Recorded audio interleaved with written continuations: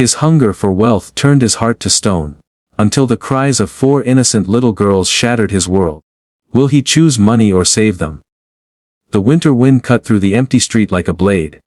A single street lamp flickered above a woman huddled on the sidewalk, her arms wrapped around 4 little girls pressed close to her sides. Their coats were too thin.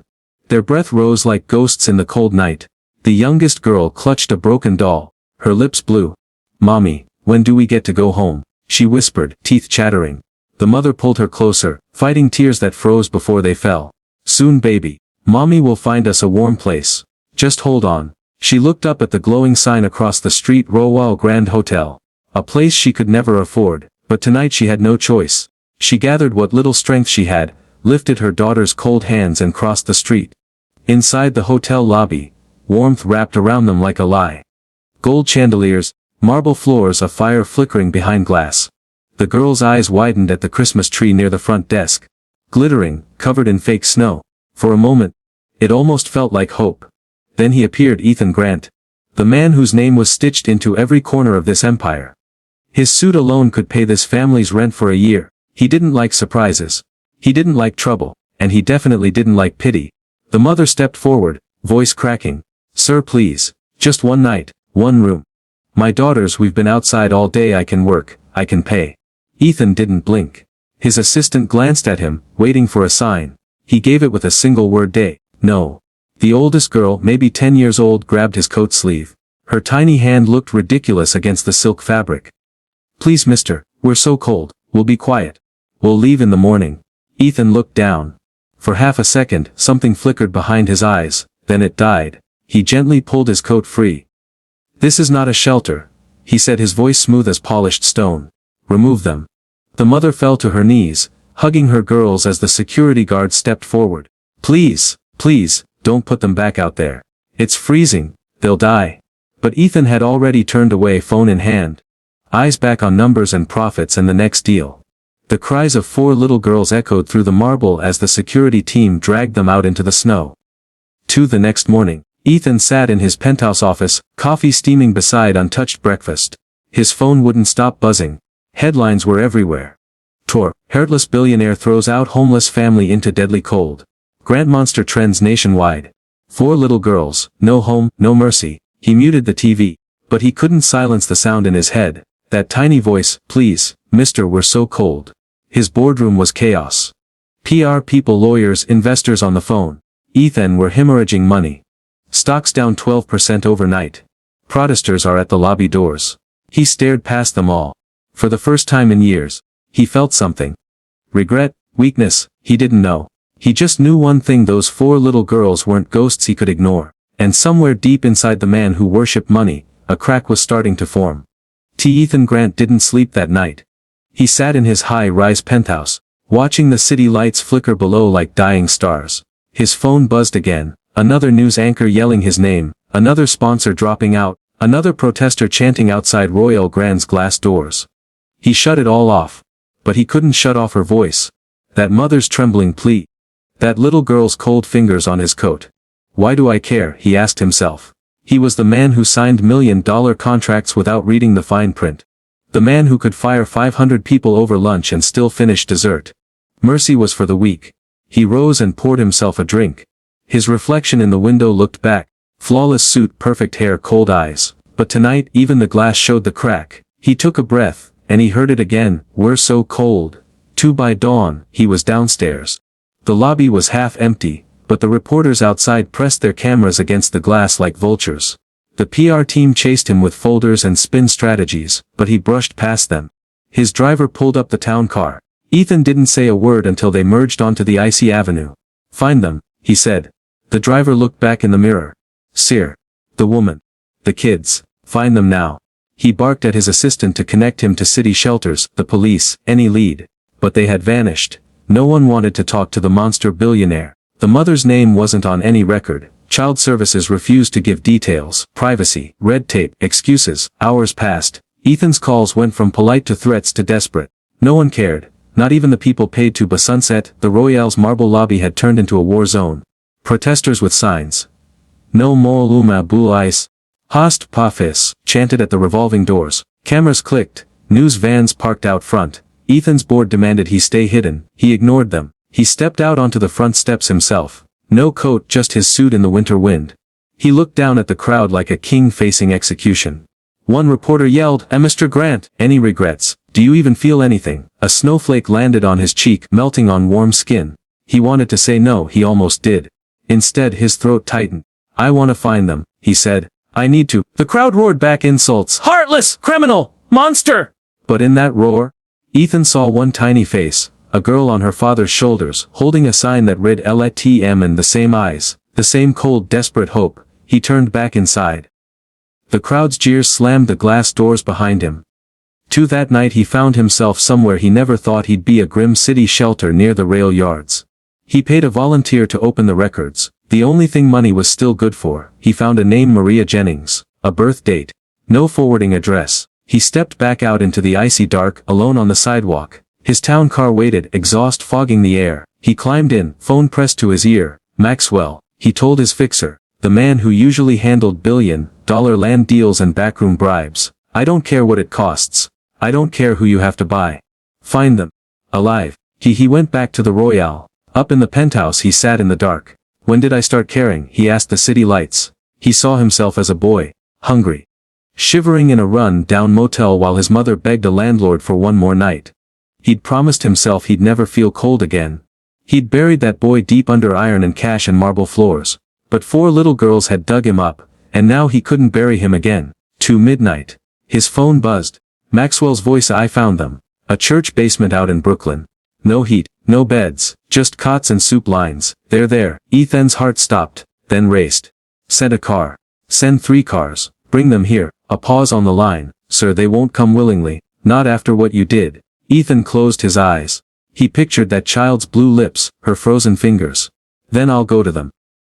So at 2 in the morning, the world's richest man walked alone through a snow-choked alley behind a crumbling church. His shiny shoes sank into dirty slush. He knocked on a rusty basement door like a beggar. Inside he saw them. The mother asleep on a thin mat, her daughters curled up beside her, coats used as blankets.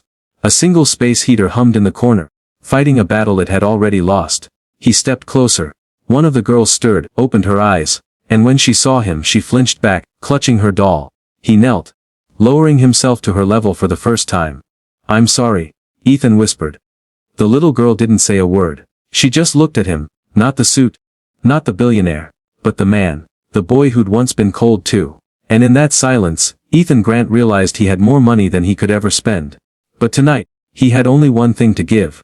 And maybe, just maybe, it would be enough to save 4 little girls. Maria Jennings didn't wake up right away. She was so exhausted her eyes fluttered open, only when she heard the soft voices. Her youngest daughter whispering, Mummy, he's here. She sat up fast, hair falling around her face, panic first, because she recognized him instantly. The monster from the marble lobby. The man who slammed the door on her babies. The man whose name was now splashed across every screen in America. She pulled her girls behind her like a lioness guarding cubs. What are you doing here? Her voice was cracked but sharp. Haven't you done enough? Ethan didn't flinch. He felt the sting in every word. I came to fix it, he said. Maria laughed, a dry, bitter sound. Fix it? You think you can fix this? My girls almost froze to death, because you care more about money than people. He lowered his eyes to the concrete floor. For a moment, the billionaire looked like a boy again. Small, ashamed. I know, he said quietly. I'm sorry. But apologies were wind in this place. Meaningless. Maria turned away from him, pulling her daughters closer. We're fine now. Go home to your palace. Sickened, but Ethan didn't move. He sank down on a cold folding chair, elbows on his knees. The chill bit through his suit, but he let it. He needed to feel it. He deserved to. He tried to speak, but no boardroom script came. He had no PR team here, no polished lines, no spin. All he had was the truth. When I was 8, he said. Voice low so the girls wouldn't hear too much. My mother and I spent a winter in motels like this. Sometimes no heat. Sometimes no food. I swore I'd never feel that cold again. Maria didn't look at him, but her shoulders stiffened. The girls peeked at him from behind her arms. So I built walls, he said. Money. Power. So much steel and glass that no winter wind could ever touch me. But I didn't realize I'd frozen my heart too. Maria turned then, not softened, but listening. The girls held their breath, sensing the weight in his words. And now, Ethan said, looking at each small face, the world wants to punish me. Maybe they should. But you don't deserve to be part of that. Maria's eyes were tired. So tired. But fierce. You think you can just write a check and make it better. You can't buy us, Mr. Grant. He almost smiled at that. I know. I'm not here to buy you. I'm here to ask you to let me help. He reached into his coat pocket, pulled out a small folded photo, an old motel sign, burned neon letters. That's where I started. He said. I want to do better than that. Not just for you. For every kid who has to sleep on concrete while people like me get richer. Maria studied him for a long moment. She didn't trust him, not yet. How could she? Trust didn't come in one night. But the youngest girl tugged at her sleeve, pointing to Ethan's hands. He was shivering too. He's cold. Mama, she whispered. That tiny sentence cracked something in both of them. Outside, the church's old door creaked open. Maxwell, Ethan's fixer, stepped in carefully. Behind him a nurse, a warm blanket, a steaming thermos of soup, small things but real. Ethan rose and said softly, please, come with me tonight, not to the Royale, I have another place, it's warm, no cameras, no marble floors, just safe. Maria glanced at the blanket, the nurse. The silent promise of warmth. Her girls looked at her, wide-eyed, waiting. Finally she whispered to her oldest daughter, get your sister's coat. So they rode in silence through the frozen streets, no reporters, no bodyguards. Just Ethan, Maria. And 4 girls huddled under one blanket in the back seat. They didn't go to the Royale Grand. They went to a small brownstone on the Lower East Side. Ethan's mother's old place, now renovated but simple. A working heater, soft beds. A fridge stocked with food. No maids, no marble, no gold, just warmth. Ethan stood awkwardly by the door while Maria helped the girls peel off their damp coats. One by one, they touched warm radiators, soft blankets, a kitchen light that flickered kindly. Maria turned to Ethan. Why this place? He shrugged. It's the only home I ever had that felt real. That night, for the first time in weeks, Maria and her daughters slept in real beds. Ethan sat alone in the hallway outside their room. The world's richest man guarding 4 sleeping girls like a broke night watchman. He should have felt weak. Instead, he felt alive. By morning, the world had not forgiven him. The news still called him the heartless hotel king. Protesters still camped on the Royale's marble steps. His board still threatened to cut him loose. But when the girls woke up to warm pancakes and laughed for the first time in days, Ethan knew he didn't care. He had more money than anyone. He'd spent his life building towers of stone and glass. Now, for the first time, he was ready to build something else. He picked up the phone. Maxwell. Call my lawyers. Call the board. I'm liquidating half the Royale's profit next quarter. We're building family shelters across every city we operate in. Name them after my mother. And make damn sure they're open to everyone. There was silence on the other end. Then Maxwell's voice, stunned. You're going to lose billions. Ethan glanced at the 4 little girls curled up on the couch, a blanket big enough for all of them this time. He smiled. I'm going to gain something better. It took only 24 hours for the news to explode. Billionaire CEO pledges half his fortune to homeless families. As Ethan Grant really redeemed? Or just saving face? Heartless hotel king or hopeful hero? Everyone had an opinion. The Royale Grand's shareholders raged in their corner offices. The protesters at the hotel doors lowered their signs. Some wept, some sneered, waiting to see if it was real. But inside the old brownstone on the Lower East Side, none of that noise mattered. Maria sat on the floor with her daughters, crayons scattered across the hardwood. The girls drew big houses with warm windows. Stick-figure families under bright yellow suns. No cold. No marble walls to shut them out. Ethan watched from the kitchen doorway. Sleeves rolled up, an apron over a shirt worth more than the fridge behind him. He flipped pancakes that came out too thick, too burnt, but the girls squealed for more anyway. Maria caught him staring and raised an eyebrow. You're really doing this? He nodded, flipping another lumpy pancake. Contracts are signed. The Royal Grand is no longer just a hotel chain. We're building family shelters in every city, staffed, stocked, safe. Maria set down a crayon. And when the board tries to stop you? Ethan laughed. A sound so foreign his own ears flinched at it. They can fire me if they want. I'll just do it myself. I have enough money to last 5 lifetimes. Maybe it's time it helped more than just me. The doorbell rang, the real world intruding. Maria tensed. But Ethan gave her a reassuring nod. He opened the door to find a young woman with a camera crew, microphone in hand. Mr. Grant, can we get a word? People want to know, is this real? Is this a publicity stunt or a confession? Ethan stepped onto the stoop, the cold wind biting his neck. He didn't hide from it anymore. He looked straight into the lens. No suit armor, no lawyer script. Just him. I was wrong, he said simply. I put money above people. I turned my back on 4 little girls who needed warmth more than I needed profit. I won't do it again. And if my empire falls because of it, let it fall. The reporter waited for the slick line, the trademark charm. It never came. Just raw truth. Behind him, Maria stood in the doorway, arms around her daughters. For the first time, she wasn't shielding them from him. They were watching him stand for them instead. By nightfall, the Royal Grand's shareholders called an emergency vote. Half of them screamed betrayal. Half worried more about the falling stock price than any child on the street. Ethan stood in that sterile boardroom.